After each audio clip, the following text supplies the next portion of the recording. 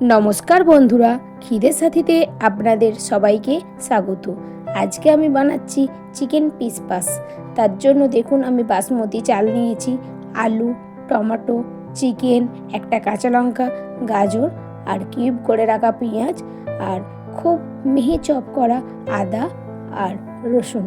তারপর দেখুন আমি একটু কড়াই ঘি নিয়ে নিয়েছি। তারপর গোটা গরম মশলা ফোড়ন দিয়ে আমি রসুনটাকে ভালো করে একটু ভেজে নিলাম। তারপর আদাটাকে একটু ভেজে নিয়ে এবার আমি কাটা সবজিগুলোকে আর চিকেনটাকে দিয়ে দিলাম। একটু ভাজা ভাজা করে নিয়ে কিউব করে রাখা পেঁয়াজটাকে দিয়ে দিলাম, সেটাও একটু ভেজে নিয়ে আমি ওপর থেকে একটু গোলমরিচ দিলাম। গোলমরিচটা বেশ হালকা ঝাল হবে সেরকম মাপ অনুযায়ী দেবেন।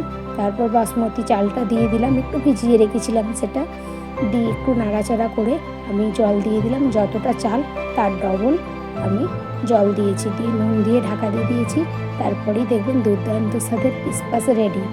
আপনারা এটা যে কোনো সময় মিলে খেতে পারেন, ভারী খাবার হিসাবে বাচ্চাকেও দিতে পারেন। খুব হেলদি এটা, আর এত দারুণ খেতে হয় এটা, আর কিছুই লাগবে না। এটা আপনারা সহজেই বানিয়ে ফেলতে পারেন।